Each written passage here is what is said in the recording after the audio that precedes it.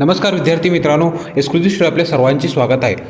मित्रांनो, आपण तलाठी एक्झाममध्ये 17 तारखेपासून ते 22 तारखेपर्यंत जी एक्झाम झाली त्याच्यामध्ये आपण जीकेचे प्रश्न घेतलेले आहेत. त्यामुळे मित्रांनो जास्त वेळ करता आपण व्हिडिओ सुरू करूयात. बघा, आपण सुरुवात इतिहासापासून करतोय. काही जण इतिहास अवघड जात असतो, इतिहासावर प्रश्न जास्त आहेत म्हणून आपण इतिहास पण सुरुवातीला घेतलेला आहे. चला, पहिला प्रश्न पहा. टिपूचा अंतिम पराभव कोणी केला? टिपूचा अंतिम पराभव मित्रांनो लॉर्ड वेलेस्ली यांनी केला होता. टिपूचा पराभव श्रीरंगपट्ट्याच्या लढाईत मित्रांनो टिपू इंग्रजांच्या हातून मारला गेला होता. पुढे सुभाषचंद्र बोस यांनी स्थापन केलेल्या संघटनेचे नाव काय? तर सुभाषचंद्र बोस यांनी स्थापन केलेले नाव मित्रांनो फॉरवर्ड ब्लॅक आहे. 1939 मध्ये ही संस्था सुभाषचंद्र बोस यांनी स्थापन केली होती. पुढे आर्य समाजाची स्थापना कधी झाली? मित्रांनो, आर्य समाजाची स्थापना मित्रांनो 1875 रोजी मुंबई येथे झाली होती. त्यानंतर 1877 साली लाहोर येथे याची दुसरी शाखा स्थापन झाली. पुढे इंदू प्रकाश या वृत्तपत्राचे संपादक कोण होते? तर इंदू प्रकाश संपादक मित्रांनो महादेव गोविंद रानडे होते. पुढे दांडी यात्रेला कुठून सुरुवात झाली? तर मित्रांनो दांडी यात्रेला सुरुवात साबरमती येथून झाली होती. 1859ला नीळ आंदोलन कोणी केलं होतं? 1859ला मित्रांनो नीळ आंदोलन शेतकऱ्यांनी केलं होतं. बंगालमधील नीळ आंदोलन हे तुम्हाला माहितीच आहे, तिथून ते झालं होतं. 3 कटिया पद्धत होती, त्या पद्धतीला विरोध करण्यासाठी तिथून नीळ आंदोलनाला सुरुवात झाली होती. पुढे दर्पण हे वृत्त कोणाचे आहे? तर मित्रांनो दर्पण हे वृत्तपत्र बाळशास्त्री जांभेकर यांचे आहे. 1832 रोजी 1832 साली बाळशास्त्री जांभेकर यांनी हे दर्पण वृत्तपत्र सुरू केलं. पुढे अण्णाभाऊ साठे यांचे पूर्ण नाव काय आहे? तर अण्णाभाऊ साठे यांचे पूर्ण मित्रांनो तुकाराम भाऊराव साठे हे अण्णाभाऊ साठे यांचे पूर्ण नाव आहे. आता अण्णाभाऊ साठे यांची कादंबऱ्या पण आहेत. फकीरा, माझा रशियाचा प्रवास, असे विविध मित्रांनो त्यांचे कादंबरी आहेत, ग्रंथ आहेत, आत्मचरित्र आहेत. ते विविध तुम्ही एक्झाममध्ये मराठीमध्ये ते प्रश्न विचारलेले आहेत. त्या मित्रांनो असा अभ्यास करताना मी पॅरल अभ्यास करणं अपेक्षित आहे. पुढे महालवारी पद्धतीची सुरुवात कोणत्या साली झाली होती? तर मित्रांनो महालवारीची पद्धत 1820 पासून सुरू झाली. पुढे 1857 साली लष्करी आणि शिपायांनी बंड केले असताना दिल्लीचा मुघल सम्राट कोण होता? तर मित्रांनो बहादूर शाह जफर हा 1857च्या बंडाच्या वेळेला दिल्लीचा मुघल सम्राट होता आणि तो शेवटचा मुघल सम्राट होता.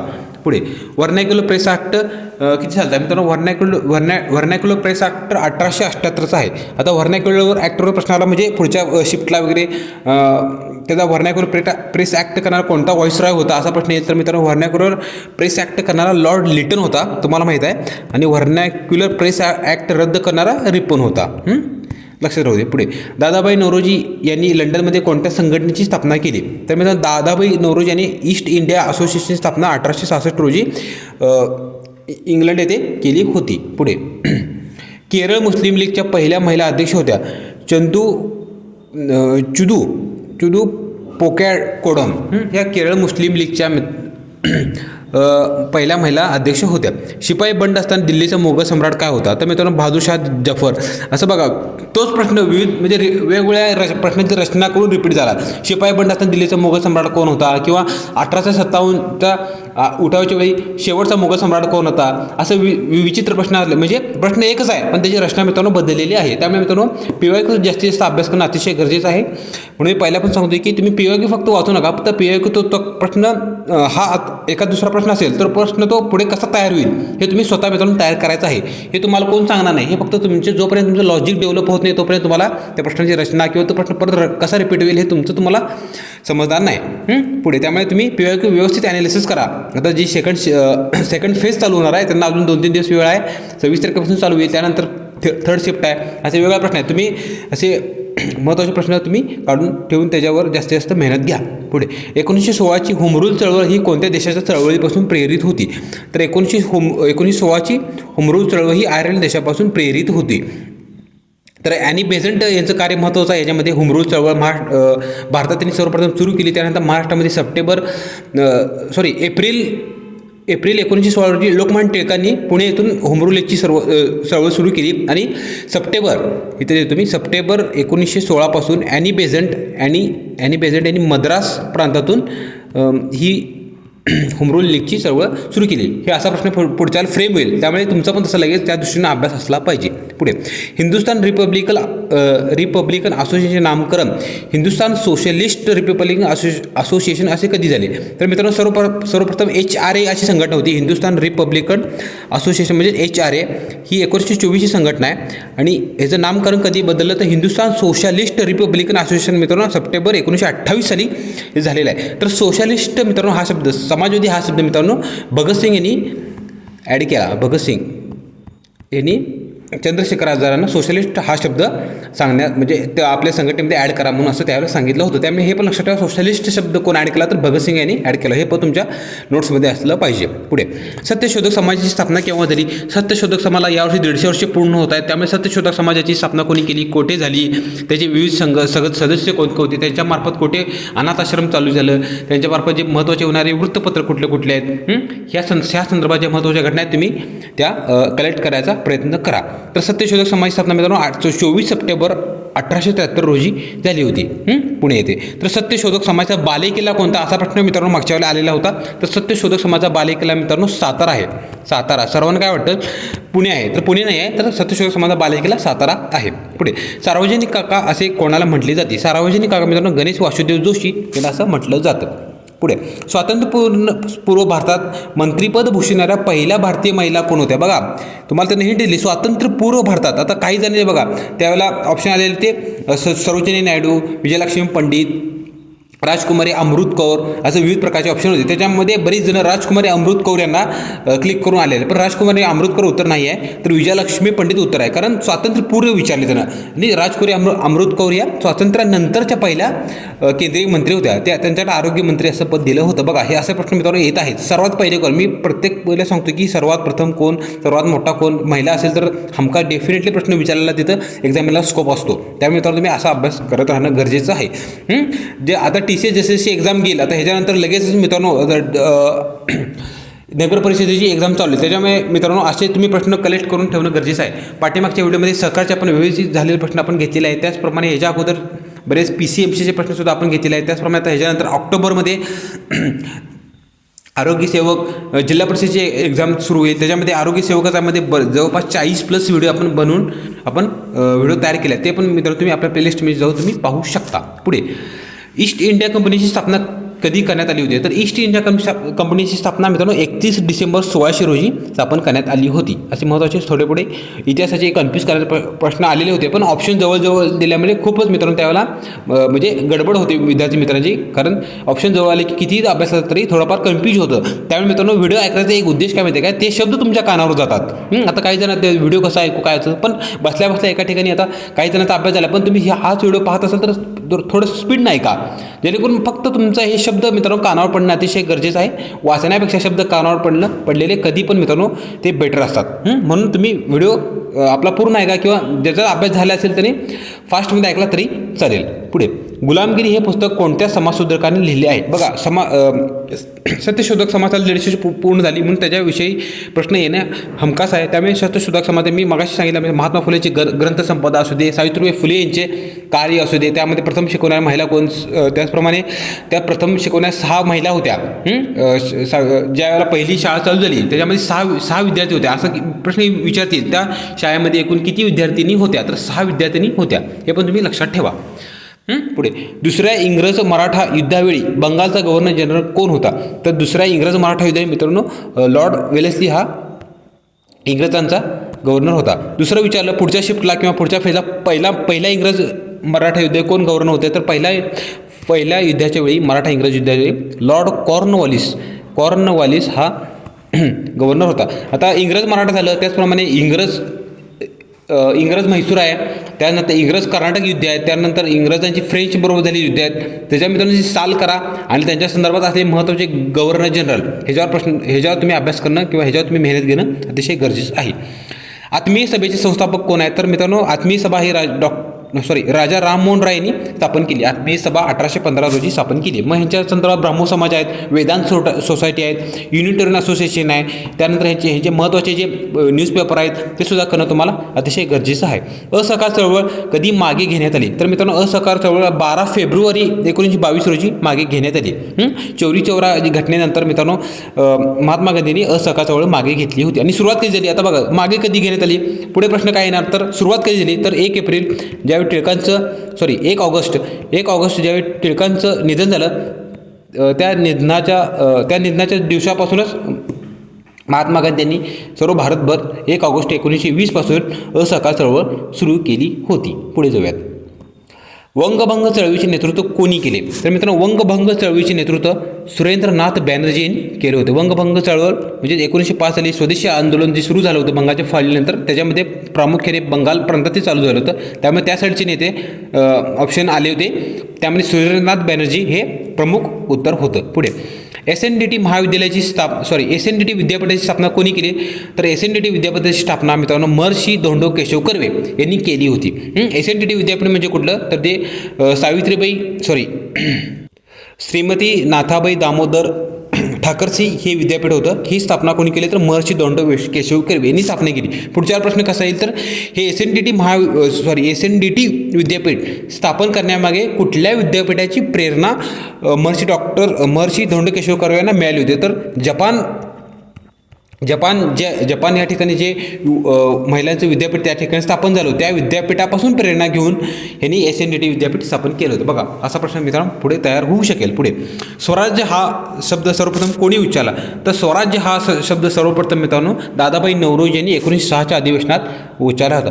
तरी पण ह्याच्या अगोदर सुद्धा स्वराज्य हा सर्वप्रथम मित्रांनो दयानंद सरस्वती यांनी सुद्धा उच्चारला होता. पण त्याचा कुठं उल्लेख सापडत नाही. फक्त 2-3 संदर्भ पुस्तक आहेत त्याच्यामध्ये दयानंद सरस्वती यांचा सुद्धा उल्लेख आढळतो. दादाभाई नौरोजी यांच्या पूर्वीसुद्धा दयानंद सरस्वती यांच्यापूर्वीसुद्धा गणेश वासुदेव जोशी यांनी सुद्धा स्वराज्य म्हणजे स्वदेशी ही चळवळ किंवा स्वदेशी वापराला प्रोत्साहन देण्यासाठी स्वदेशी वापरा असं त्या ठिकाणी आपल्या भारतीयांना त्यांनी सांगितलं होतं. ही दोन सुद्धा ही व्यक्तींची नावं लक्षात ठेवू शकता. पुढे शारदा सदन या संस्थेची स्थापना कोणी केली? शारदा सदनची स्थापना मित्रांनो सर्वांची माहिती आहे. तर पंडिता रमाबाई यांनी 11 मार्च 1889 रोजी मुंबई येथे या ठिकाणी शारदा सदनची स्थापना करण्यात आली होती. पंडिता रमाबाई लक्षात ठेवा. महिलांच्याबद्दल आता इतिहासामध्ये महिलांनी जे कार्य केले त्यांच्या संघटना त्याचप्रमाणे त्यांनी कोणकोणत्या क्रांतिकार्यात सहभागी घेतलेला आहे त्यांच्या त्या घटनासुद्धा करणं तुम्हाला अतिशय गरजेचं आहे. त्याचप्रमाणे दलितची चळवळ असेल, आंबेडकर, विराज शिंदे, गोपाळबाबा वलंगकर, किसन पांगोजी बनसोडे यांचे जे कार्य आहे ते सुद्धा तुम्ही करणं अतिशय गरजेचं आहे. पुढे रयत शिक्षण संस्थेचे संस्थापक कोणते व्यक्ती आहेत? तर रयत शिक्षण संस्था मित्रांनो सर्वांना माहिती आहे कर्मवीर भाऊराव पाटील यांनी ही संस्था स्थापन केली होती. काली या ठिकाणी ही संस्था स्थापन झाली होती. पुढे 1799 खालीपैकी कोणते युद्ध झाले होते? बघा 1799 चौथे इंग्रज म्हैसूर युद्ध झाले होते. 1799 पहिल्या शिफ्टला प्रश्न आला की टिप्पू सुलतान कोणत्या इंग्रज गव्हर्नर जनरलच्या काळात तो ठार झाला होता. तर त्याचं उत्तर होतं लॉर्ड वेलेस्ली. तर ते चौथं युद्ध होतं श्रीरंगपट्टणच्या लढाईत. आता पुढचा प्रश्न येईल की 1799 रोजी टिप्पू कोणत्या युद्धात मारला गेला? तर श्रीरंगपट्टणच्या युद्धामध्ये टिप्पू सुलतानचा या ठिकाणी पराभव झाला होता. बघा असा प्रश्न मित्रांनो फिरत असतो. लॉर्ड कर्झनच्या कार्यकाळात खालीपैकी कोणती घटना घडली होती? लॉर्ड कर्झनच्या काळात बऱ्याच काही घटना घडल्या आहेत, पण सर्वात महत्त्वाची घटना म्हणजे बंगालची फाळणी. लॉर्ड कर्झनच्या काळात बऱ्याच घटना घडलेल्या आहेत. त्याच्या कार्यकाळाला समिती प्रशासनसुद्धा असं म्हटलं जातं, कारण त्यानं भरपूर त्यानं समित्या स्थापन केल्या होत्या, त्यामुळे त्याच्या कार्याला समिती प्रशासन, लॉर्ड कर्झनच्या काळाला समिती प्रशासनसुद्धा असं म्हटलं जातं. पुढे दिगंबर आणि श्वेतांबर हे कोणत्या धर्माशी संबंधित आहेत? तर दिगंबर आणि श्वेतांबर हे जैन धर्माच्या संदर्भात आहेत. मित्रांनो आता या पहिल्या फेजमध्ये इतिहासामध्ये जास्तीत जास्त मित्रांनो आधुनिक भारत आणि आधुनिक महाराष्ट्रात इतिहास जास्तीत जास्त भर दिलेला दिसून येतो. अगदी नगण्य म्हणजे एका दुसरा प्रश्न आलेला आहे. प्राचीन भारतात मित्रांनो या ठिकाणी एकही प्रश्न आपल्याला पाहायला मिळालेला नाही. प्राचीन भारत असू दे, त्यानंतर मुघल काळकाळ असू दे, शिवाजी महाराजांचा काळखंड असू दे, याच्यामध्ये मित्रांनो एकही प्रश्न मित्रांनो पाहायला मिळालेला नाही. त्यामुळे मित्रांनो तुम्ही प्राचीन इतिहासाचा जर अभ्यास करता तर थोडाफार तो स्किप केला तर चालू शकेल. पुढे श्रीनारायण धर्म परिपालन चळवळ कोणत्या राज्यात सुरू झाली होती? तर मित्रांनो श्रीनारायण धर्म परिपालन ही केरळ राज्यात सुरू झाली होती. पुढे प्रार्थना समाजाची स्थापना कुठे झाली? तर प्रार्थना समाजाची स्थापना मुंबई येथे 1867 रोजी त्याची स्थापना झाली प्रार्थना समाजाची. पुढे प्रार्थना समाजाची स्थापना कोणी केली? तर आत्माराम पांडुरंग तरखडकर. जे तरखडकर 3 बंधू होते, दादोबा पांडुरंग, भास्कर पांडुरंग तरखडकर आणि आत्माराम पांडुरंग तरखडकर. या 3 बंधूपैकी आत्माराम पांडुरंग तरखडकर यांनी 31 मार्च 1867 रोजी प्रार्थना समाजाची स्थापना केली. पुढे प्रार्थना समाजाच्या संदर्भात महत्त्वाचे व्यक्तीसुद्धा आहेत.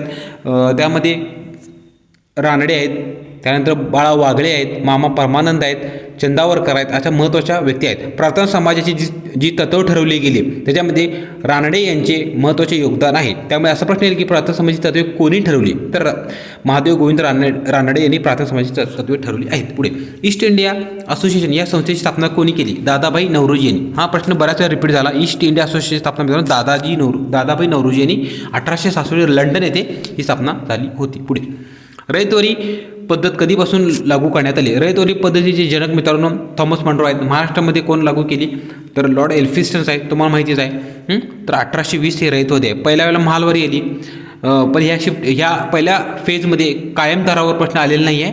रयतवारी आणि महालवारीचा आलेला आहे. पुढच्या फेजमध्ये कायम दर पद्धत, मालगुजारी पद्धत अशा विविध इंग्रजांच्या काळात ज्या शेतकऱ्यांच्या संदर्भात, शेतकऱ्यांच्या जमिनीवर उत्पादनासंदर्भात किंवा त्यांनी तो इंग्रजांना कर देण्यासंदर्भात विविध ज्या पद्धती चालू केल्या होत्या त्याच्यामध्ये प्रश्न येऊ शकेल. त्यामुळे ही पद्धत किंवा ह्या घटना तुम्ही करणं अतिशय गरजेचं आहे.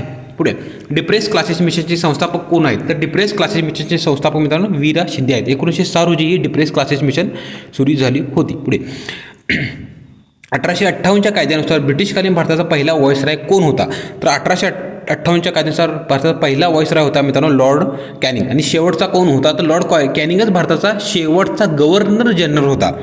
लॉर्ड डलहौसी म्हणू नका, शेवटचा गव्हर्नर जनरल लॉर्ड कॅनिंग होता आणि पहिला व्हॉइसरॉय हा लॉर्ड कॅनिंगच होता. पुढे महात्मा गांधी यांच्या जाती व्यवस्थेला कोणी विरोध केला, महात्मा गांधी यांच्या जाती व्यवस्थेला डॉक्टर बाबासाहेब आंबेडकरांनी विरोध केला होता. पुढे बॉम्बे नेटिव्ह एज्युकेशन सोसायटीची स्थापना कोणी केली, तर मित्रांनो बॉम्बे नेटिव्ह एज्युकेशन सोसायटीची स्थापना जगन्नाथ शंकर शेठ यांनी 1821-22 मध्ये ही संस्था स्थापन केली होती. पुढे मित्रांनो इतिहासाचे व्हिडिओ इतिहासाचे प्रश्न थोडेफार जरा डिफिकल्ट होते, कारण साल काही विचारले त्याच्यामध्ये मित्रांनो ऑप्शन जवळपास ठेवले होते, त्यामुळे बरेच विद्यार्थी आपले कन्फ्यूज झाले आहेत. पाठीमागच्या एक्झाममध्ये कसं जरा लांबचे ऑप्शन दिले होते, त्यामुळे उत्तर लगेच कळत होतं. पण ज्या तलाठीच्या एक्झाममध्ये मात्र साल किंवा कोणतं तरी इयर विचार असेल तर एकदम ऑप्शन जवळजवळ ठेवून तुम्हाला कन्फ्यूज केलेलं होतं.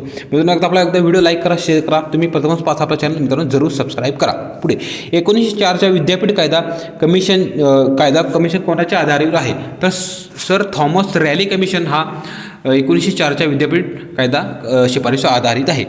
तर हे कमिशन कुठे नेमलं होतं, तर हे कमिशन यांचं शिमला येथे नेमलं गेलं होतं. लॉर्ड कर्झन यांच्या काळात हे कमिशन नेमण्यात आलं होतं. पुढे मॉन्टेग्यू चेम्सफोर्ड कायदा कोणत्या वर्षीचा आहे, मॉन्टेग्यू चेम्सफोर्ड मित्रांनो 1919चा आहे. त्यानंतर मॉर्लेमेंटो 1909चा कायदा होता. पुढे प्रभाकर या वृत्तपत्रामध्ये शतपत्रे लिहिणारे समाजसुधारक कोण, प्रभाकर या वृत्तपत्रामध्ये शतपत्र लिहिणारे गोपाळ हरी देशमुख म्हणजे लोकहितवादी हे होते. पुढे दुसरे इंग्रज शीख युद्ध कधी झाले, दुसरे इंग्रज शीख युद्ध 1848 ते 1849 या खाली झाले होते. मी सावित्री ज्योतिराव या पुस्तकाचे लेखक कोण होते, तर कविता मुरुमकर हे मी सावित्री ज्योतिराव या पुस्तकाचे लेखिका आहेत. भारत सेवक समाजाची स्थापना कोणी केली, भारत सेवक म्हणजे इंडियन सर्वंट सोसायटी या समाजाची स्थापना गोपाळकृष्ण गोखले यांनी 12 जून 1905 रोजी पुणे या ठिकाणी स्थापना झाली होती. पुढे हिंदू लेडीज स्कूलची स्थापना कधी झाली, तर Hindu ladies school 1849 Kolkata John Bethune यांनी ही स्थापना केली होती. पुढे बघा मित्रांनो आपण इतिहासाचे जवळपास 50 प्रश्न पाहिलेले आहेत. तुम्हाला इतिहासाचे प्रश्नाची एक आयडिया यावी पुढच्या शिफ्टला किंवा पुढच्या फेजला बाकीचे बरीच एक्झाम होणार आहेत, त्याच्यामध्ये इतिहासाचा प्रश्न विचारण्याचा दर्जा काय असू शकतो हे एक सांगण्याचा आपला एक छोटासा प्रयत्न होता. म्हणून आपण इतिहासाचे प्रश्न इतिहास सोपा आहे, त्यामुळे हातचे मार्क आपल्या हातातून जाता कामा आहेत, म्हणून आपण इतिहासाचे जवळपास 50 प्रश्न घेतलेले आहेत. पुढे आता चालू घडामोडी संदर्भात बरेच प्रश्न येत आहेत, जे काही आपल्यापर्यंत पोहोचले ते आपण या ठिकाणी ॲड केलेले आहेत. त्या बरेच चालू 4-5 तरी प्रश्न चालू घडामोडी संदर्भात आलेले आहेत. पुढे आसाममधील कामरूप जिल्हा इथे मुख्यमंत्री हेमंत बिस्वा यांनी कशाचे उद्घाटन केले, तर बोको सोलार पार्कचे या ठिकाणी त्याचे मुख्यमंत्री हेमंत बिस्वा यांनी उद्घाटन केले. HRSचे नामकरण कधी झाले, तर 1908 हा प्रश्न रिपीट झाला. पुढे पढाई बी और पोषण बी ही योजना कोणत्या मंत्रालयाची आहे, बघा पढाई बी और पोषण बी ही महिला व बाल विकास मंत्रालयाची योजना आहे.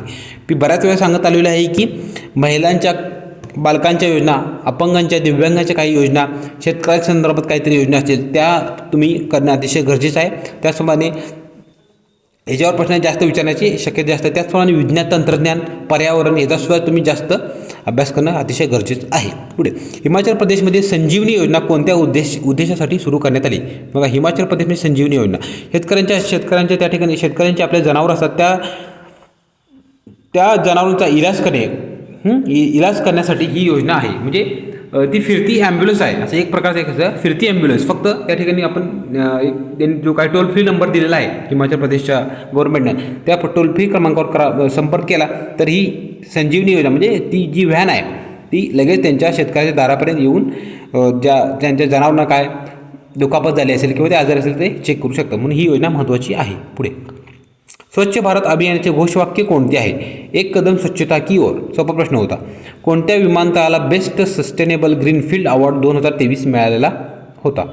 तर मनोहर इंटरनॅशनल एअरपोर्ट गोवा या विमानतळाला बेस्ट सस्टेनेबल ग्रीनफील्ड अवॉर्ड मिळालेला होता. पुढे वन्यजीव रक्षक पुरस्कार 2023ने कोणाला सन्मानित करण्यात आले? आलिया मीर ही की जम्मू काश्मीरच्या आहे, यांना या ठिकाणी वन्यजीव पुरस्कार या ठिकाणी प्रदान करण्यात आलेला होता. राष्ट्रकुल स्पर्धेचे पहिले बक्षीस किती रुपयांचे असते? तर राष्ट्रकुल स्पर्धेचे पहिले बक्षीस 1.5 कोटी रुपयांचे होते. पुढे जागतिक बँकेने 2023मध्ये कोणत्या राज्याला पूरस्थितीसाठी आर्थिक मदत केली?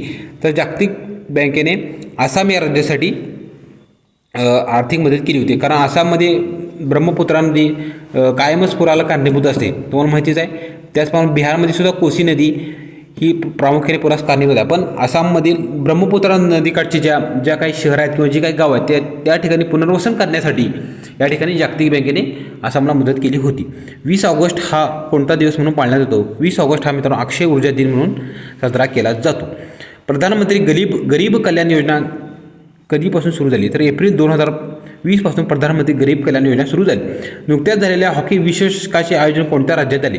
तर हॉकी विश्वचषकाचे आयोजन मित्रांनो ओडिशा या राज्यात झाले होते. पुढे रेल्वेने ऑनलाईन सिस्टीम चालू केली आहे, त्याच्यामध्ये PQWचे संक्षिप्त रूप काय आहे? पोल्ड कोटा वेटिंग लिस्ट हे PQWचे संक्षिप्त रूप आहे.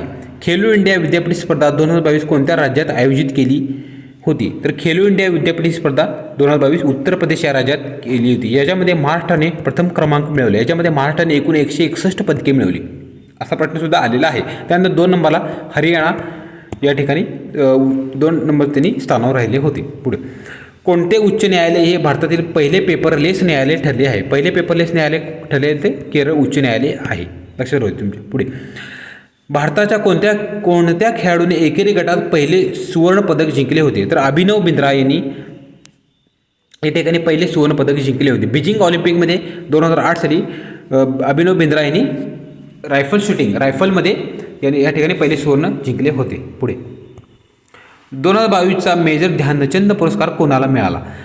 श्री शरद कमल अंजनता यांना, जे की टेबल टेनिस खेळाशी संबंधित आहेत, यांना ध्यानचंद पुरस्कार या ठिकाणी मिळालेला आहे. ध्यानचंद पुरस्काराची रक्कम मित्रांनो 2020 पासून वाढवण्यात आली आहे. त्याच्यामध्ये आता ध्यानचंद पुरस्कार विजेत्याला 25 लाख रुपये मिळतात. हे पण लक्षात होते, कारण राष्ट्रकुल स्पर्धेचा तो विचारतो 1.5 कोटी, तर मग ध्यानचंद पुरस्काराचं काय विचार नाही, म्हणून आपण सर्व दृष्टीने तयारी राहिलं पाहिजे. पुढे लेक लाडकी योजना कोणत्या राज्यात सुरू केली आहे? लेक लाडकी योजना ही महाराष्ट्राची आहे, नावानं समजतं. भारत अमेरिका या 2 देशांच्या दरम्यान कोणता लष्करी युद्ध सराव केला जातो? वज्रप्रहार युद्ध सराव केला जातो. भारत आणि अमेरिकाबरोबर बरेच युद्ध सराव आयोजित करतो. भारत असू दे, त्याचप्रमाणे जपान असू दे, फ्रान्स असू दे, इंग्लंड असू दे, महत्त्वाचे जे राष्ट्र आहेत त्याच्याबद्दल तुम्ही जे युद्ध सराव आहेत, विज्ञान तंत्रज्ञानावर डेफिनेटली प्रश्न येतो, संरक्षण याच्याबद्दल सुद्धा प्रश्न आलेले आहेत. त्यामुळे मित्रांनो तुम्ही त्या ठिकाणी या गोष्टीचा जास्त अभ्यास करणं गरजेचं आहे. आता बघा ह्या तलाठीच्या एक्झाममध्ये पुरस्कारावर प्रश्न मित्रांनो पाहायला मिळालेले नाही. आपण पुरस्कार करत बसतो, वेळ घालवतो, पण पुरस्कारावर अजिबात प्रश्न आलेले नाही. त्यामुळे मित्रांनो तुम्ही पुरस्कारावर आलेले प्रश्न किंवा त्याचा अभ्यास तुम्ही तात्पुरता थांबवून ह्या ठिकाणी म्हणजे कसं क्रीडा, पर्यावरण, सामाजिक योजना विविध राज्यांच्या असतील त्याच्यावर मित्रांनो भर देणं अतिशय गरजेचं आहे. पौर्णिमा देवी कशाशी संदर्भात आहे? म्हणजे कोणत्या क्षेत्राशी संबंधित आहे? पौर्णिमा देवी वन्यजीव शास्त्रज्ञ आहेत. या ठिकाणी पुढे जाऊयात. पहिली महिला कॅबिनेट मंत्री कोण होती? आता पहिली महिला कॅबिनेट मंत्री कोण होती म्हणजे डेफिनेटली ही स्वातंत्र्यानंतरची असणार आहे, कारण स्वातंत्र्यापूर्वी तर विजयलक्ष्मी पंडित होती. स्वातंत्र्यानंतरची पहिला कॅबिनेट मंत्री कोण? तर राजकुमारी अमृतकौर होती. पुढच्या वेळेला ह्यांच्याबद्दल प्रश्न विचारायचा झाला तर काय विचारतील, तर ह्यांच्याकडे कुठले मंत्रालय किंवा कोणत्या खात्याचा कारभार सोपवला होता? तर यांच्याकडे आरोग्य मंत्रालयाचा कारभार सोपवला होता. आरोग्यमंत्री होत्या या. पुढे राणा कपूर हे कोणत्या बँकेचे CEO होते? राणा कपूर हे येस बँकेचे CEO होते, कारण येस बँकेचं पाठीमागे म्हणजे 2-3 वर्षापूर्वीची घटना ही येस बँकेचा जे घोटाळा झाला होता त्या संदर्भात हे चर्चेत राहिले होते. नागालँड राज्य सरकारमध्ये पहिल्या महिला मंत्री कोण आहेत? तर नाव जरा अवघड आहे. सलहौतू ओन्सोक्रुसी ह्या नागालँड राज्य सरकारमध्ये पहिल्या मंत्री आहेत, म्हणजे त्या राज्याच्या होणाऱ्या पहिल्या मंत्री आहेत. विदर्भ महारोगी सेवा मंडळची स्थापना कोणी केली? तर अमरावतीच्या डॉक्टर शिवाजीराव पटवर्धन यांनी विदर्भ महारोगी संस्थाची स्थापना केली होती. पुढे G20 शिखर परिषद 2022 कोठे पडली? तर G20ची 22ची शिखर परिषद बाली या ठिकाणी आयोजित आहे. त्याचप्रमाणे 2023 भारताकडे आयोजन आहे. त्याचप्रमाणे पुढे जर तुम्ही लक्षात ठेवा 2023 भारत सर्वांना माहीत आहे. 2023ची कुठे येईल? तर 2023 ही ब्राझील या देशात आयोजित केली जाईल. लक्षात राहू दे तुमच्या. मुख्यमंत्री वृक्ष संपदा योजना कोणत्या राज्याची आहे? मुख्यमंत्री वृक्ष संपदा योजना मित्रांनो ही छत्तीसगड राज्याची आहे, हे पण लक्षात राहू दे तुमच्या. बघा पर्यावरणावर तो विशेष भर देतोय. पहिला लोकमान्य टिळक पुरस्कार कोणाला मिळाला आहे? पहिला लोकमान्य टिळक SM जोशी यांना मिळालेला आहे. नुकत्याच आत्ताचा सध्याचं लेटेस्ट आपल्या देशाचे पंतप्रधान नरेंद्र मोदी यांना लोकमान्य टिळक पुरस्कार मिळाला आहे. भारत सरकारने आदिवासी कल्याण मंत्रालय कोणत्या वर्षी स्थापन करण्यात आले? भारत सरकारचे आदिवासी कल्याण मंत्रालय 1999 साली स्थापित झाले. स्वामी विवेकानंद यांचे प्रसिद्ध पुस्तक कोणते आहे? तर स्वामी विवेकानंद यांचे प्रसिद्ध पुस्तक मित्रांनो कर्मयोग आहे. कर्मयोग विवेकानंदांचे आहे. पुढे मार्क झुकेरबर्ग यांच्या श्रीमंत यादीत जगात कितवा क्रमांक आहे? 8वा. सुशीला सुशांती ही महिला खेळाडू कोणत्या खेळाशी संबंधित आहे? सुशीला सुशांती ही बॅडमिंटन खेळाची संदर्भात आहे. G20 परिषद 28 जुलै 2000 भारतात कोठे संपन्न झाली? चेन्नई. बघा G20 परिषदेबद्दल महत्त्वाचे जी बिझनेस संदर्भात असू दे, आरोग्य संदर्भात असू देत, पर्यटनासंदर्भात असू देत, ह्याच्या महत्त्वाच्या ज्या बैठका पार पाडतात त्याच तुम्ही करणं गरजेचं आहे. आता काय नाही तर ह्यांच्या महत्त्वाच्या ज्या महिन्याला किंवा आठवड्याला काही महत्त्वाच्या म्हणते तसं सभा भरपूर होत असतात, पण ज्या महत्त्वाच्या जसं की आरोग्य असू दे, पर्यावरण संदर्भात असू देत, पर्यटनासंदर्भात असू देत, ह्याच्यावर तुम्ही भर देणं गरजेचं आहे. हे तुम्ही करून ठेवा. सत्यार्थ प्रकाश हा ग्रंथ कोणी लिहिला? सत्यार्थ प्रकाश हा ग्रंथ मित्रांनो स्वामी दयानंद सरस्वती यांनी लिहिलेला आहे. बघा प्रश्न कसा पडतो, त्यांनी काय विचारलं पहिल्या 1-2 शब्दामध्ये स्वामी विवेकानंदांनी आर्य समाजाची स्थापना कोणत्या साली केली, त्यानंतर कुठे केली, त्यानंतर आता काय विचारलं सत्यार्थ प्रकाश हा ग्रंथ कोणाचा आहे, असं म्हणजे प्रश्न त्याच्यावरती फिरत असतो. त्यामुळे मित्रांनो एखादा जर प्रश्न आला तर फक्त त्याच्याबद्दल तुम्ही वरच्यावर बघू नका, तर थोडंफार इन डिटेलमध्ये किंवा काही इकडे तिकडे यूट्यूबवर मिळते का, किंवा तुमच्याकडे जे महत्त्वाची जर पुस्तकं असतील जी शासनाची किंवा ग्रोवर वगैरे ह्याच्यामध्ये तुम्ही ते जास्तीत जास्त तुम्हाला वेळ मिळत असेल ते पाहून घ्या एकदा. गोदावरीताई परुळेकर यांचे आत्मचरित्र कोणते? तर जेव्हा माणूस जागा होतो हे त्यांचे आत्मचरित्र आहे. गोदावरीताई परुळेकर. नरेंद्र जाधव यांचे प्रसिद्ध पुस्तक कोणते आहे? आमचा बाप आणि हे नरेंद्र जाधव यांचे प्रसिद्ध पुस्तक आहे. शिवाजी सावंत यांची कादंबरी कोणती आहे? पुढे तराळ अंतराळ प्रसिद्ध आत्मचरित्र खालीपैकी कोणत्या व्यक्तीचे आहे? तराळ अंतराळ शंकरराव खरात. गीताई या प्रसिद्ध कादंबरीचे लेखक कोण आहेत? तर गीताईचे लेखक विनाऊ भावे आहेत. तर हे महत्त्वाचे जे साहित्य किंवा त्याचे आत्मचरित्र आहे, कादंबरी आहे, ज्याच्याबद्दल बरेच प्रश्न आले आहेत. आता हे प्रश्न मराठीमध्ये सुद्धा जातात, त्यामुळे मित्रांनो आपण ते मराठीचं जे विचारते आपण या ठिकाणी घेत नाही आहे, फक्त आपण GK घेतोय. प्रॉपर GK जे की थोडंफार अवघड आहे. जी सोपे प्रश्न आहेत ते अजिबात घेतलेले नाहीत. जे महत्त्वाचे थोडंफार अवघड वाटतात किंवा जे रिपिटेशन झालेले आहेत ते आपल्याला फक्त तुम्हाला दाखवायचं होतं, जेणेकरून तुमचं त्या ठिकाणी लक्ष गेलं पाहिजे. फक्त आता तुम्ही काय कसं करता, अभ्यास करताना तो प्रश्न आला आहे म्हणून त्याकडे लक्ष देत नाही, म्हणजे तो स्किप करता की तुम्हाला वाटतं की तो परत येणार नाही. पण बघा महत्त्वाचे तर टिपू सुलतानची म्हैसूर युद्ध झाले, त्याच्यावर मित्रांनो चार युद्ध झालेले आहेत एकूण. त्याच्यामध्ये विचारते कोण होता, म्हणजे पहिला व्हाईसरॉय त्या युद्धामध्ये कोण व्हाईसरॉय होता, त्यानंतर टिपू कोणत्या युद्धात मारला गेला, कोणत्या ठिकाणी ते युद्ध झालं, त्यानंतर इंग्रज मराठा 3 युद्ध झाली, याच्यामध्ये ते मराठ्यांचा जे पेशवे होते ते कोण होते, इंग्रजांचं कोण होतं, असं मित्रांनो त्या ठिकाणी करणं तुम्हाला ते गरजेचं आहे. म्हणून आपण ते त्या ठिकाणी ते प्रश्न थोडंफार आपण रिपिटेशन घेतलेलं आहे. पुढे आता भूगोलाबद्दल पण 3-4 प्रश्न पाहायला मिळतात. भूगोलावर त्यांनी जास्तीत जास्त भारताच्या भूगोलावर भर दिलेला आहे. त्यामुळे तुम्हाला भारताचा भूगोलसुद्धा जास्तीत जास्त करायचा आहे. प्राकृतिक भूगोलवर त्यांचा जास्त भर असतो. बाकी प्राकृतिक भूगोल आणि भूगोलमध्ये लोकसंख्या ह्याच्यावर त्यांचा जास्तीत जास्त भर आहे. भारतातील कोणत्या राज्यात ख्रिश्चन लोकसंख्येचे प्रमाण सर्वाधिक आहे? तर ख्रिश्चन लोकसंख्येचे प्रमाण सर्वाधिक मित्रांनो नागालँडमध्ये आहे, जवळपास 79%. नागालँडमध्ये जवळपास 79% हे प्रमाण आहे. नागालँड लक्षात राहू दे. ख्रिश्चन लोकसंख्येचे प्रमाण विचारले, लोकसंख्या विचारलेली नाही तर प्रमाण विचारलेलं आहे. कुमाऊ हिमालयात कोणत्या 2 नदीचा भाग म्हणून ओळखला जातो? कुमाऊ हिमालय हा सतलज ते काली दरम्यान आहे. आता हिमालयाचे भाग असतात एकूण 4 भाग पडतात. तुम्हाला माहितीच आहे की जसे की पहिला भाग पंजाब हिमालयामध्ये सिंधू ते सतलजमध्ये पंजाब हिमालय होतो. त्यानंतर कुमाऊ हिमालयामध्ये सतलज ते काली, त्यानंतर नेपाळ हिमालयामध्ये काली ते तिस्ता आणि पुढे आसाम हिमालय ह्याच्यामध्ये तिस्ता ते ब्रह्मपुत्रा असे 4 भाग पडतात. हे तुमच्या लक्षात राहू दे. पुढे कुमाऊ हिमालय, आता हा प्रश्न पण रिपीट झाला. सतलज काली. मांडवी नदी महानदी ही कोणत्या राज्याची जीवनवाहिनी आहे? मांडवी नदी मित्रांनो ही गोवा राज्याची जीवनवाहिनी आहे. पुढे दूधसागर धबधबा कोणत्या नदीवर आहे? दूधसागर धबधबा हा मांडवी नदीवर आहे. दूधसागर धबधबा. पुढे भारतात कोणत्या राज्यात एकशिंगी गेंड्याचे प्रमाण सर्वाधिक आहे? एकशिंगी गेंड्यामध्ये सर्वात माहिती आहे की आसामचा काझीरंगा राष्ट्रीय उद्यान आहे, त्यात एकशिंगी गेंड्याचे प्रमाण सर्वाधिक आहे. भारतातील पहिली अंडर वॉटर मेट्रो कोणत्या शहरातून धावणार आहे? कोलकाता. लक्षात राहू दे. ऑप्शनमध्ये कोचीसुद्धा होतं. बऱ्याच जणांनी कोचीला क्लिक करून राहिले, पण अंडर वॉटर पहिली कोलकाता येथून धावणार आहे. हिमालयातील सर्वात उत्तरेकडील पर्वतरांगेला कोणत्या नावाने ओळखले जाते? तर हिमालयातील सर्वात उत्तरेकडील पर्वतरांगेला ट्रान्स हिमालय म्हणून ओळखलं जातं. सर्वात उत्तरेला विचारतोय तो. त्यानंतर सर्वात दक्षिणला विचारेल तर सर्वात दक्षिणला शिवालिक आहे.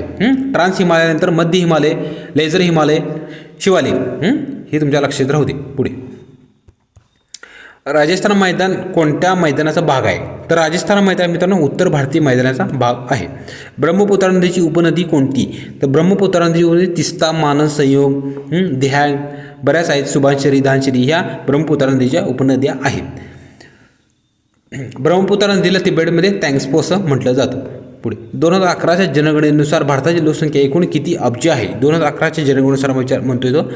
तर 2011च्या जनगणनेनुसार 1 अब्ज 21 कोटी म्हणजे 121 कोटीच्या वर. पुढे 2011च्या जनगणनेनुसार भारतातील पुरुष साक्षरता दर किती आहे? तर 82% आहे. पुढे भूगोल. आता आपण या ठिकाणी भारताच्या भूगोलचे महत्त्वाचे प्रश्न केले आहेत. बरेच प्रश्न आहेत, थोडेफार सोपे पण आहेत, ते आपण स्किप केलेले आहेत जेणेकरून तुमचा पण तिथे वेळ गेला नाही पाहिजे आणि तुम्हाला पण कंटेंट पण चांगला मिळाला पाहिजे. आता भूगोलमध्ये जास्तीत जास्त लोकसंख्येवर तुम्ही भर देणं गरजेचं आहे. महाराष्ट्राची लोकसंख्या आणि भारताची लोकसंख्या जेवढं डिटेलमध्ये करता येईल, जेवढं डिटेलमध्ये करता येईल तेवढं केलं पाहिजे तुम्ही. 2011च्या जनगणनेनुसार केरळमधील पुरुष साक्षरता दर किती आहे? बघा केरळमध्ये विचारतो तो, त्यामुळे आता बघा सर्वात जास्त केरळमध्ये आहे पण तो त्यानं डायरेक्ट पुरुषाचं विचारलं. तर केरळमध्ये पुरुष साक्षरता दर 96% आहे. 2011च्या जनगणनेनुसार भारतातील पुरुष साक्षरता एकूण किती टक्के आहे? तर पुरुष साक्षरता 82% आहे.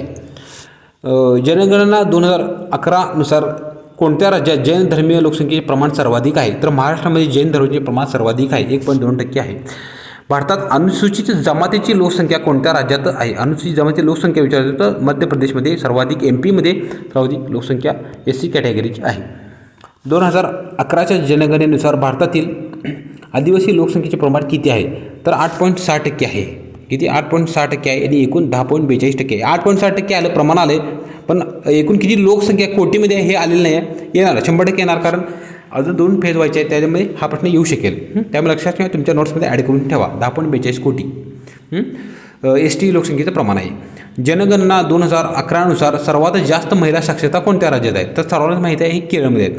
केरळमध्ये आहेत. फक्त ते ह्या ठिकाणी त्यानं कोणतं राज्य विचारलं होतं. जसं पुरुषाची त्यानं साक्षरता विचारली किती टक्के आहे, पण महिलांची विचार नाही, पण महिलाची ते विचाराल 100% विचारणार पुढच्या वेळेला. तर ती पण लक्षात ठेवा तुम्ही. 92.7% आहे जी लक्षात ठेवा मित्रांनो. तो पॉईंटमध्ये सुद्धा फरक करत नाही आहे. 92.7, 91 म्हणजे जवळजवळ एकदम ऑप्शन जवळजवळ, जेणेकरून तुम्ही कन्फ्यूज झाला पाहिजे. पुढे महाराष्ट्रात 2011च्या जनगणनेनुसार शहरी लोकसंख्येचे प्रमाण किती होते? तर महाराष्ट्रात विचारले तर 42% होते. सॉरी 45%, 45.2%. बघा हे असं फक्त 45 पण नाही, 45.22 एवढे शहरी लोकसंख्येचे प्रमाण आहेत. म्हणजे पॉईंटमध्ये सुद्धा विचारतो. 2011च्या जनगणनेनुसार भारतातील शहरी लोकसंख्येची टक्केवारी किती? तर 31%, 31.16% ही शहरी लोकसंख्येची टक्केवारी होती. पुढे जाऊया. 2011च्या जनगणनेनुसार केरळ राज्याचा पुरुष साक्षरता दर 96% आहे. 2023 यावर्षी भारताची लोकसंख्या किती कोटीपर्यंत पोहोचली आहे? किती कोटीपर्यंत पोहोचली आहे? तर 142 कोटीपर्यंत पोहोचली आहे 2023च्या. पण अजून जनगणना झालेली नाही आहे. हे एक प्राथमिक अंदाज आहे. या अंदाजानुसार 142 कोटीपर्यंत पोहोचलेली आहे. 2011च्या जनगणनेनुसार सर्वात कमी साक्षरता असलेला केंद्रशासित प्रदेश कोणता? तर दादरा नगर हवेलीमध्ये सर्वात कमी साक्षरता आहे. अनुसूचित जातीची सर्वात जास्त लोकसंख्या उत्तर प्रदेशमध्ये आहे. SCची अनुसूचित जातीची सर्वात जास्त लोकसंख्या SC कॅटेगरीची उत्तर प्रदेशमध्ये आहे. SCची सर्वात जास्त लोकसंख्या कोणत्या राज्यात आहे? उत्तर प्रदेशमध्ये. प्रश्न रिपीट झाला.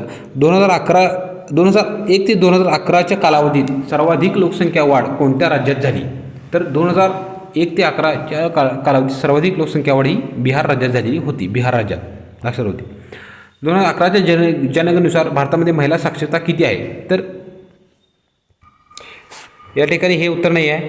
या ठिकाणी काहीतरी वेगळं उत्तर आहे. हे आपल्याला उत्तर माहीत नाही आहे. तुम्हाला माहीत असेल तुम्ही कमेंट बॉक्समध्ये द्यायचं आहे. भारतामध्ये महिला साक्षरता किती टक्के आहे हे तुम्ही मला कमेंट बॉक्समध्ये सांगा. भारतातील सर्वात कमी ग्रामीण लोकसंख्या कोणत्या राज्यात आहे?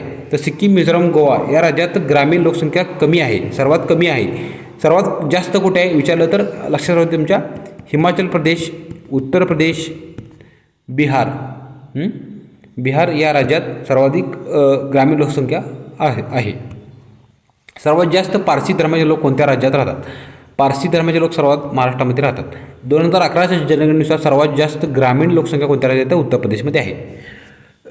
अनुसूचित जातीचे सर्वाधिक प्रमाण असणारे राज्य सर्वाधिक प्रमाण विचारले तर पंजाबमध्ये आहे. ते पंजाबमध्ये साधारणपणे 31.9% हे SCचं प्रमाण आहे. प्रमाण विचारलं प्रश्न वाचता तुम्ही व्यवस्थित लावायचा. प्रमाण विचारलं आहे का एकूण लोकसंख्या विचारलं?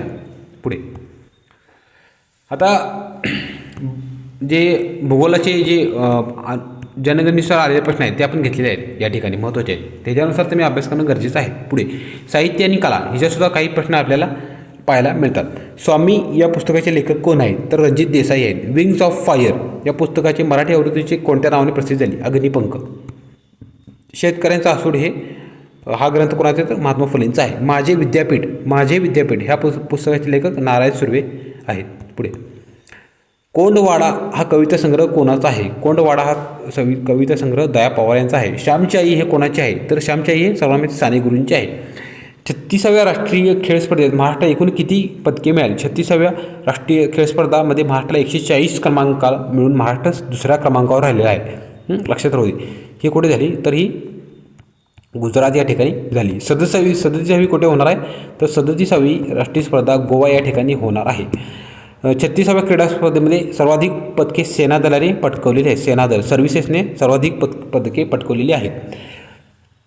अर्पल्ली ग्रीन वॉल प्रोजेक्टचा खालीपैकी कोणत्या शहरातून शुभारंभ करण्यात आला? अर्पल्ली ग्रीन वॉल प्रोजेक्टचा टिकली गाव हरियाणामधून शुभारंभ करण्यात आला. तेलंगणा राज्याची नेथन्ना विमा योजना कोणत्या गटासाठी सुरू करण्यात आली आहे? तर विणकरांसाठी ही योजना आहे. तेलंगणाचे राज्य कुठली? नेथन्ना विमा योजना. ॲनिहिलेशन ऑफ कास्ट हे पुस्तक डॉक्टर बाबासाहेब आंबेडकर यांचं आहे. डेव्हलपमेंट ऑफ जेनोटाईप टू फेनोटाईप ही संकल्पना पहिल्यांदा कोणी विकसित केली? तर विल्यम जॉन्सन यांनी ही संकल्पना विकसित केली. चैतन्य गाथा हे पुस्तक कोणाचे? तर सेनापती बापट यांचे आहे. भारत सरकारचा आरोग्य मैत्री हा प्रोजेक्ट कशाच्या संदर्भात आहे? आरोग्य मैत्री हा प्रोजेक्ट संकट काळात इतर विकसनशील देशांना आरोग्य सेवा पुरवणे या ठिकाणी हा प्रोजेक्ट कार्य करतो. आता हा प्रश्न मित्रांनो झेडपीमध्ये आरोग्य सेवकाला सुद्धा येऊ शकतो. आरोग्य संदर्भात आहे म्हणले की तिकडे सुद्धा रिपीट होऊ शकतो. असं लगेच तुम्हाला क्लिक झालं पाहिजे की अरे हा बाबा हा आरोग्य सेवकचा नाही आरोग्य संदर्भात प्रश्न मिळेल की तिकडे सुद्धा as it is copy paste होऊ शकतो. युगंधर ही कादंबरी कोणाची आहे? तर युगंधर ही कादंबरी शिवाजी सावंत यांची आहे. महानायक ही कादंबरी कोणाची आहे? तर महानायक ही विश्वास पाटील यांची आहे. पानिपत पण त्यांचीच आहे. हिंदू जगण्याची समृद्ध अडगळ हे पुस्तक कोणाचे आहे? तर भालचंद्र नेमाडे यांचे आहे. ते बनगरवाडी हे प्रसिद्ध पुस्तक कोणाचे आहे? व्यंकटेश माडगुळकरांचे आहे. बनगरवाडी. चार नगरातील माझे विश्व हे पुस्तक कोणाचे आहे? तर जयंत नार्वेकर यांचे आहे. डोंगारा एक नगरीचा डोंगरा एक नगरीचा हे पुस्तक त्र्यंबक देशमुख यांचे आहे. प्रसिद्ध नाटक नटसम्राट या नाटकाचे लेखक कोण आहे तर कुसुमाग्रज म्हणजेच वि वा शिरवाडकर आहे. फकीरा कादंबरी अण्णाभाऊ साठे यांची आहे. रायगडाला जेव्हा जाग येते हे नाटक मित्रांनो वसंत कानेटकर यांचं आहे. स्त्री पुरुष तुलना ही ताराबाई शिंदे यांचं आहे. मराठी पुस्तक छावाचे लेखक शिवाजी सावंत आहेत. केशव कुमार हे टोपणनाव प्रल्हाद केशव यात्रे यांचे आहे. के यात्रे म्हणजेच केशव कुमार. माझी जीवनगाथा हे पुस्तक कोणी लिहिले तर माझी जीवनगाथा प्रबोधनकार ठाकरे म्हणजेच केशव ठाकरे यांचे हे पुस्तक आहे. सागरा प्राण तळमळला हे गीत कोणाचे आहे तर वि. दा. सावरकर यांचे हे गीत आहे. सत्यार्थ प्रकाश हे पुस्तक मित्रांनो स्वामी दयानंद सरस्वती यांनी लिहिलेलं आहे. वेदांत ग्रंथ हे पुस्तक कधी प्रकाशित झाले. वेदांत पुस्तक हे 1815 साली प्रकाशित झाले. जयंत नाडेकर यांचे आत्मचरित्र 4 नगरातले माझे विश्व. रथचक्र ही कादंबरी श्री ना पेंडसे यांची आहे. कवी अनिल यांचा काव्यसंग्रह कोणता तर फुलवर्त पेरतवा सांगती दशपती हे 4 काव्यसंग्रह आहेत. लक्षात राहू तुमच्या फुलवर्त पेरतवा सांगती दशपती हे 4 काव्यसंग्रह आहेत. पुढे तराळ अंतराळ हे या पुस्तकाचे लेखक शंकरराव खरात आहेत. स्वामी या कादंबरीचे रणजित देसाई. गीताई या पुस्तकाचे लेखक विनोबा भावे आहेत. महामानव या पुस्तकाचे लेखक ज्ञानराज गायकवाड आहेत. पुढे व्यंकटेश माडगुळकर यांच्या प्रसिद्ध कादंबऱ्या कोणत्या. पुढचं पाऊल, कोळे दिवस, करुणाष्टक हे व्यंकटेश माडगुळकर यांचे कादंबऱ्या आहेत. साधना हे वृत्तपत्र कोणी सुरू केले तर साधना काँग्रेस हे साने गुरुजी पांडुरंग सदाशिव साने यांचे वृत्तपत्र आहेत. माझी जन्मठेप हे पुस्तक विनायक दामोदर सावरकरांचे आहे. फकीरा कादंबरी ही अण्णाभाऊ साठे यांची आहे. बघा महत्त्वाचे जे आपण साहित्य संपदा आहे ते पण आपण या ठिकाणी घेतले आहेत. तुम्ही ह्याच्यापेक्षा इतर अजून जास्तीत जास्त त्याच्यावर ते करायचं आहे कारण त्याच्यावर 2-3 प्रश्न येत आहेत ते तुमचे हातचे जायला नको.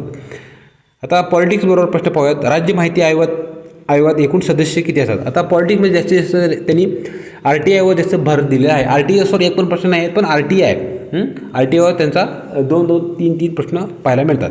राज्य माहिती आयोगात सदस्य संख्या एक मुख्य माहिती आयुक्त आणि राज्यपालाद्वारे नियुक्ती केलेले 10पेक्षा जास्त सदस्य नसतील असं पाहिजे होते. 10पेक्षा जास्त म्हणजे कमी 10 तर असावेत पण 10पेक्षा जास्त नकोत.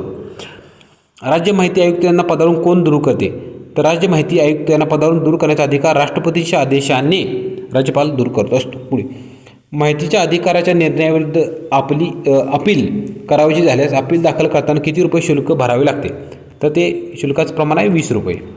माहिती अधिकार अधिनियम 2005 अंतर्गत माहिती प्रकट करण्याबाबत अपवाद ही तरतूद कलम 8 मध्ये नमूद आहे.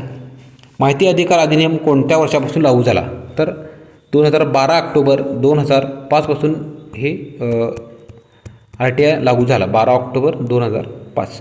सर्वोच्च न्यायालयातील हिजाब प्रकरण या खटल्यावर निर्णय देणारे न्यायाधीश कोण होते तर जस्टिस हेमंत गुप्ता. बघा हिजाब प्रकरण कुठे झालेलं तर कर्नाटक. आता ह्यांचं न्यायाधीश विचारलं तर हिजाब प्रकरण कोणत्या राज्यात घडलं होतं ते त्याचं उत्तर आहे कर्नाटक. राजस्थानमधील सार्वजनिक परीक्षा अधिनियम या अधिनियमास राज्यपालांनी कधी संमती दिली होती तर एप्रिल 2022. राजस्थानमधील सार्वजनिक परीक्षा अधिनियम लक्षात राहू दे. भारतीय राज्यघटनेत 33 कलम कशाच्या संदर्भात आहे. सेनेच्या मूलभूत हक्कामध्ये फेरबदल करण्याचा संसदेचा अधिकार कायद्याद्वारे संसदेला प्रदान करण्यात आले. सेनेच्या मूलभूत हक्कामध्ये फेरबदल करणे लक्षात राहू दे. 33. माहिती अधिकार अधिनियम 2005 अंतर्गत जनमाहिती अधिकाऱ्यांना पदनिर्देशित करणे या ठिकाणी कोणत्या कलमाचे संदर्भ आहेत तर जनमाहिती अधिकारी 5 दिवसात.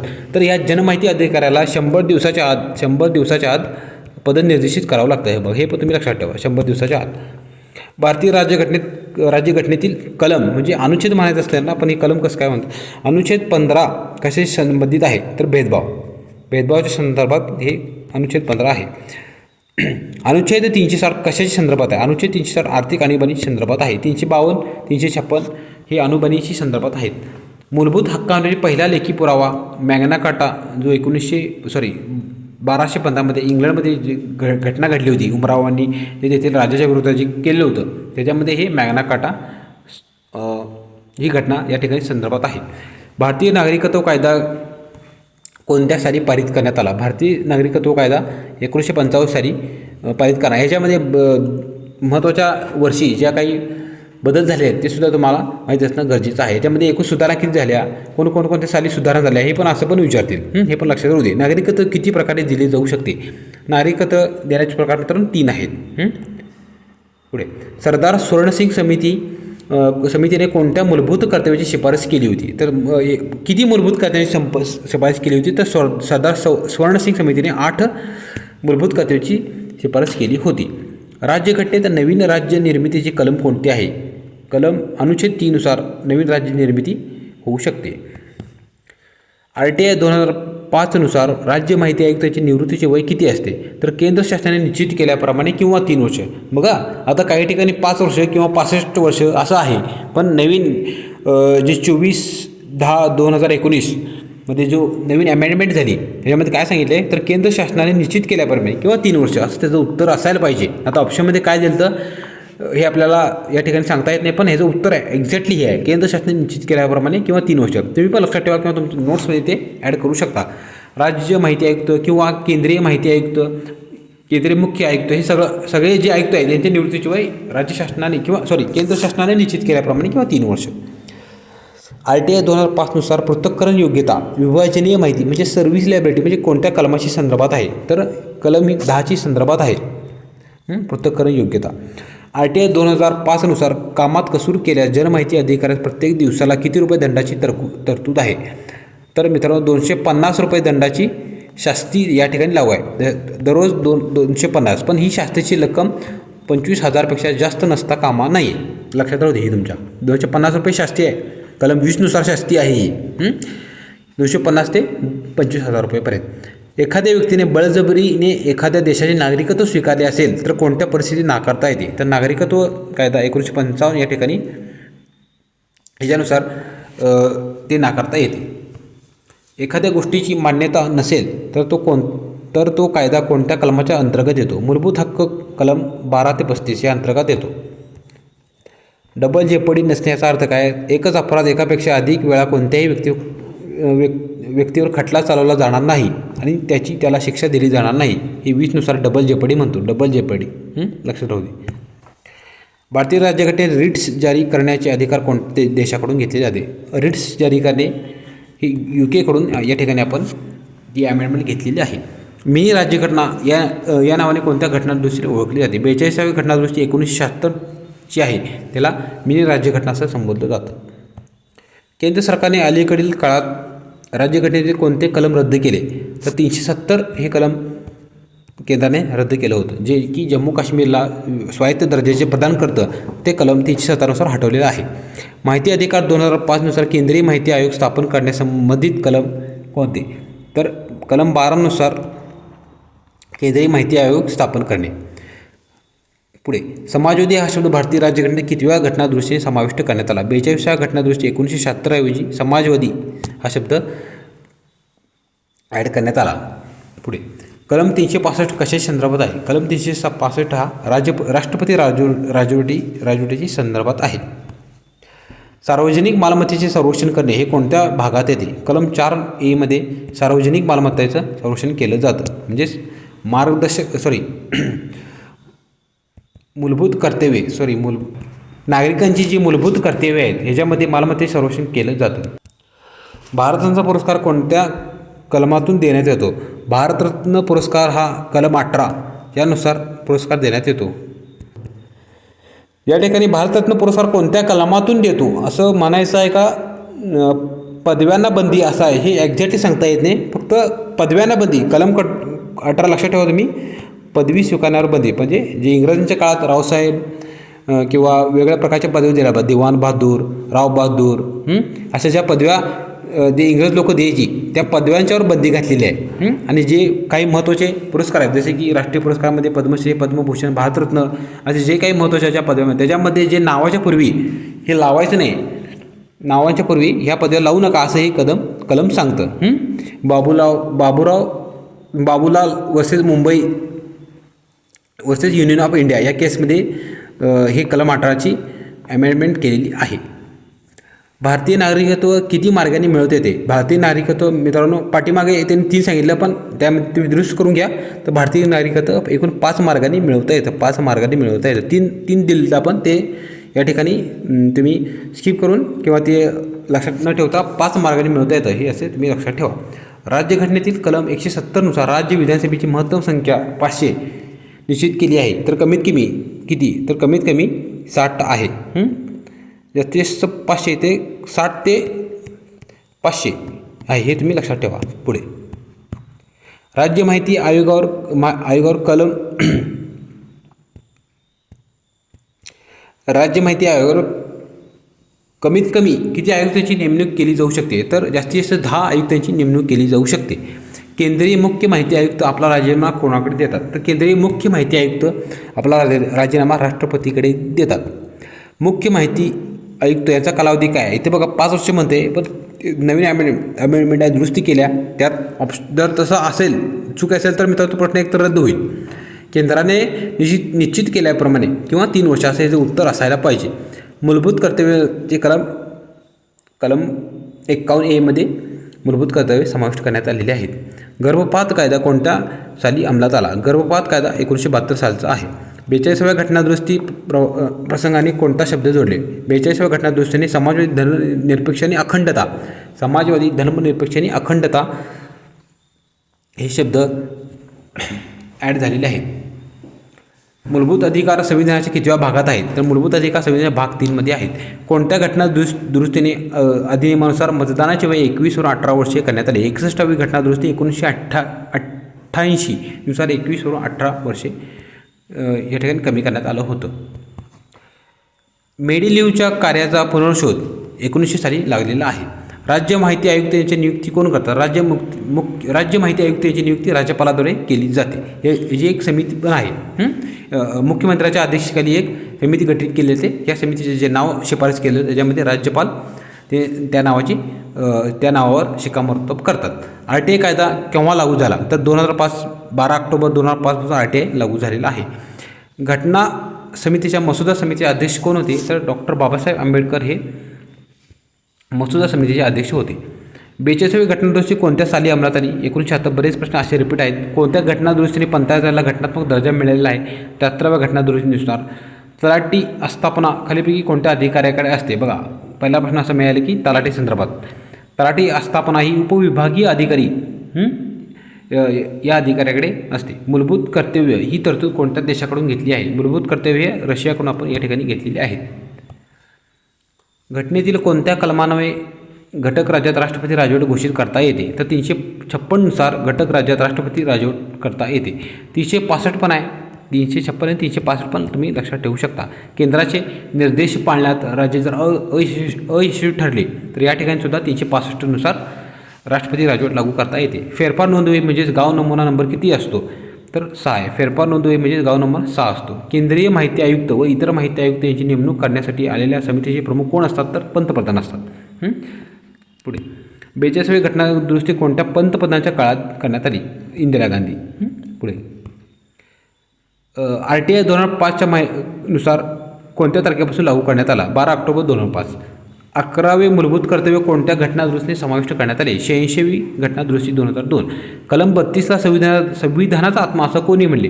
तर कलम 32ला अनुच्छेद 32 संविधानाचा आत्मा डॉक्टर बाबासाहेब आंबेडकर यांनी म्हटलं होतं. 1955च्या नागरिकत्व कायद्यात पुढीलपैकी कशाचा समावेश होत नाही? तर दुहेरी नागरिकत्व आपल्यामध्ये देण्याची तरतूद नाही. आयुक्तांना बडतर्फ करण्याची शिफारस कोण करते? तर मुख्य आयुक्तांना जे केंद्रीय मुख्य आयुक्त किंवा राज्य मुख्य आयुक्त यांना बडतर्फ करण्याचं काम हे सुप्रीम कोर्टाचं आहे. आता बघा RTIवर जास्तीत जास्त प्रश्न आहे. पॉलिटीमध्ये RTI त्यांनी ॲड केलेला आहे म्हणून RTIची प्रस्ताव पण महत्त्वाची घेतलेली आहे. त्याचप्रमाणे जसं की तुम्हाला सांगितलं भूगोलमध्ये त्यांनी कसं लोकसंख्येवर जास्त भर दिला त्याचप्रमाणे इकडं पॉलिटिकमध्ये RTIवर त्यांनी भर दिला. पुढे विज्ञान आणि तंत्रज्ञान. विज्ञान व तंत्रज्ञान रेअर प्रश्न आहेत. एखाद दुसरा 2 कमीत कमी 2 तर पाहायला मिळतात. फुलपाखरू हे कोणत्या संघात येते? तर ऑर्थोपोडा या संघात फुलपाखरू समावेश होतो.